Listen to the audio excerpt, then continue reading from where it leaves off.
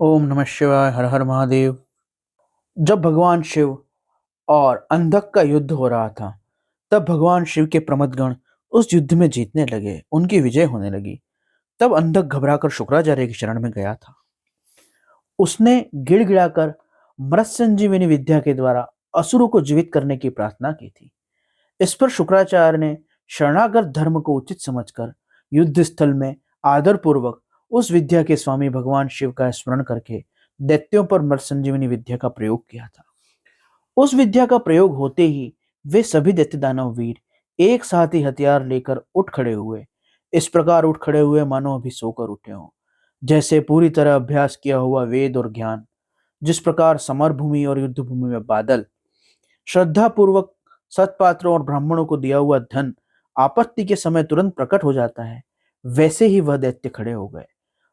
शुक्राचार्य ने संजीवनी के प्रयोग से जब दानवों को जीवित कर दिया, तो वो प्रमथ गणों को मारने लगे। और उन्होंने प्रमथ गणों को इतना मारा कि वह शिव को जाकर अपनी पीड़ा सुनाने लगे। तब शिवजी ने नंदी को कहा, नंदिन, तुम अभी जाओ और दैत्यों के बीच से द्विजश्रेष्ठ शुक्राचार्य को उठा लाओ। भगवान शिव की आज्ञा पाकर वृषभ ध्वज के ऐसा कहने पर वह नंदी गाजे बाजे के साथ तुरंत सेना को लांग कर उस स्थान पर पहुंचे जहां शुक्राचार्य विराजमान थे। दैत्य हाथ में पाश, खड़क, तलवार, पत्थर आदि लेकर उनकी रक्षा कह रहे थे, परंतु बलशाली नंदी ने उन दैत्यों से युद्ध करके शुक्राचार्य का अपहरण कर लिया। ऐसे बड़ा बलवान शरभ नामक जानवर हाथी को उठा लेता है, वैसे ही नंदी ने शुक्राचार्य को उठा लिया।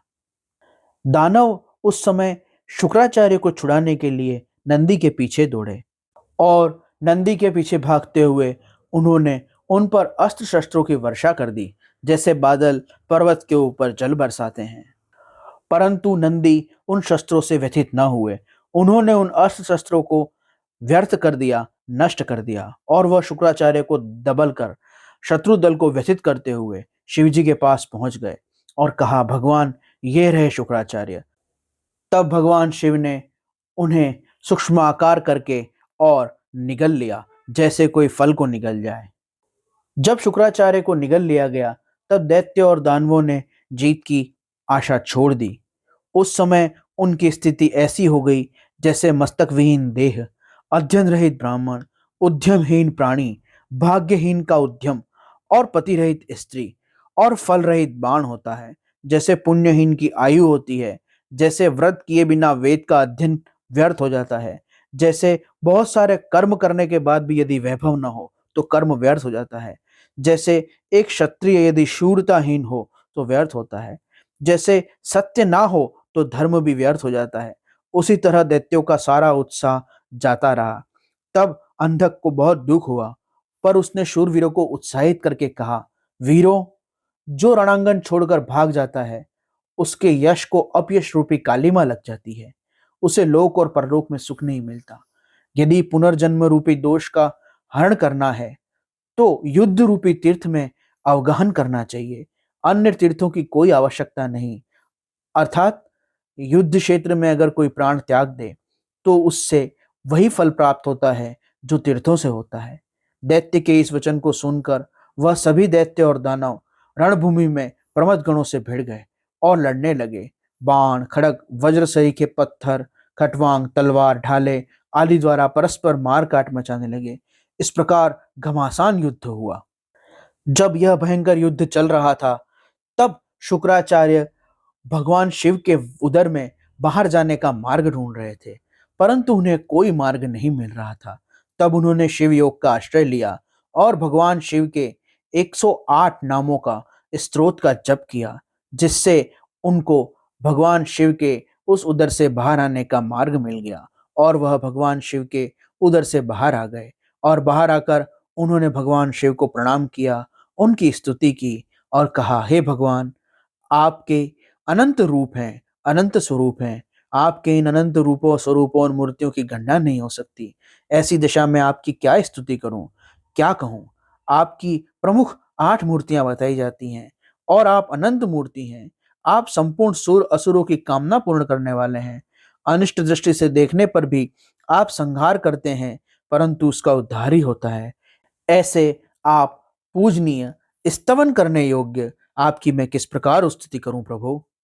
इस प्रकार शुक्राचार्य ने भगवान शिव जी की स्तुति की और वह पुनः दानवों की सेना में प्रवेश हो गए। चूंकि वह भगवान शिव के शरीर से ही बाहर आए थे, उनके उदर से ही बाहर आए थे, अतः पार्वती जी ने और शिव जी ने उन्हें पुत्र रूप से अपनाया, उन्हें अजर अमर बना दिया और उन्हें बहुत आशीर्वाद दिए। समय आने पर वही शुक्राचार्य पृथ्वी तल पर महेश्वर मुनि के रूप में प्रकट हुए। जब उन्होंने अंधक को बड़ा ही पीड़ित और दुखी देखा, तब वह त्रिशूल पर लटका हुआ और सूख कर मृत पाए हुआ भगवान शिव के 108 नामों का जप कर रहा था। इसलिए उन महेश्वर मुनि ने, जो भगवान शिव साक्षात ही थे, उस अंधक को उस त्रिशूल से उतार लिया और अमृत की वर्षा द्वारा उसे पुनः जीवित कर दिया। तब उन महेश्वर ने कहा, हे दैत्य, मैं तेरे इंद्रिय निग्रह, यम, शौच, धैर्य से प्रसन्न हूँ। तू कोई वर मांग।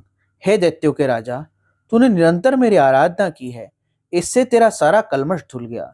अब तू वर पाने योग्य है, इसलिए मैं तुझे वर देने के लिए आया हूँ। क्योंकि 3000 वर्षों तक बिना भोजन के प्राण धारण करके रहने से तूने जो तप और पुण्य प्राप्त किया है, उससे तुझे सुख की प्राप्त होनी चाहिए। भगवान शिव की महेश्वर स्वरूप की इस बात को सुनकर अंधक ने भूमि पर अपने घुटने टेक दिए। हाथ जोड़कर कांपता हुआ वह उमापति शिव से बोला, भगवान, आपकी महिमा जाने बिना मैंने पहले युद्ध क्षेत्र में आपको दीन, हीन, नीच आदि शब्दों से संबोधित किया और मूर्खता की, निंदित कर्म किया।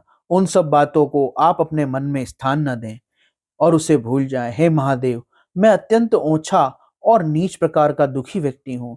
मैंने काम दोषवश पार्वती के विषय में दूषित भावना कर ली, उसे आप क्षमा कर दें। आपको तो अपने कृपण, दुखी एवं दीन भक्तों पर सदा दया करनी चाहिए। मैं उसी तरह का दीन भक्त हूँ, आपकी शरण में आया हूँ। देखिए, मैंने आपके सामने हाथ जोड़ रखे हैं, अब आप मेरी रक्षा कीजिए।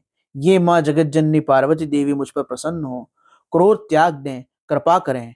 हे भगवान चंद्रशेखर, कहाँ तो आपका कोप, कहाँ माँ पार्वती का भयंकर क्रोध और कहाँ मैं दीनहीन जीव, मैं उसे कैसे सहन कर पाऊंगा। प्रभु, आप उदार हैं। मैं बुढ़ापा, मृत्यु, रोग, काम, क्रोध, दोष आदि से घिरा हुआ सामान्य जीव हूँ। प्रभु, आप ईश्वर हैं। आपकी युद्ध कला निपुण महाबली वीर पुत्र कृपणतावश मेरे ऊपर क्रोध के वशीभूत ना हो। हे प्रभु, आपका वर्ण बर्फ की तरह, चंद्रमा की तरह, चंद्रमा की किरणों की तरह, कुंद पुष्प की तरह बड़ा ही सुंदर, श्वेत और सुंदर है। मैं अब कभी भी इन माँ पार्वती को मात्र दृष्टि से ही देखूं, आपका भक्त बना रहूं, देवताओं के साथ होने वाला मेरा वैर दूर हो जाए, मैं शांत चित्त होकर योग का चिंतन करता हुआ गणों के साथ निवास करूं। हे भगवान शिव, आपकी कृपा से मैं इस दानव स्वभाव को भूल जाऊं, इसका कभी स्मरण न करूं। यही वरदान, यही आशीर्वाद मुझे प्रदान कीजिए। ऐसा कहकर वह दैत्य मां पार्वती की ओर देखकर भगवान शिव का ध्यान करता हुआ मौन हो गया। तब भगवान शिव ने उस पर कृपा दृष्टि की। उनकी दृष्टि पड़ते ही उसे पूर्व वृत्तांत और अद्भुत जन्म का स्मरण होया। उसे अपना पूर्व वृत्तांत जब स्मरण हो आया, तब उसके मनोरथ पूर्ण हो गए। फिर वो अपने माता पिता उमा महेश्वर को प्रणाम करके कृतकृत्य हो गया। उस समय पार्वती तथा भगवान शंकर ने उसका मस्तक सूंघकर उसे प्यार किया। इस प्रकार अंधक ने प्रसन्न होकर भगवान शिव से अपने सारे मनोरथों को प्राप्त किया। महादेव जी की कृपा से अंधक को जिस प्रकार का सुखद गणाध्यक्ष प्राप्त हुआ, वह सारा वृत्तांत हमने सुन लिया है।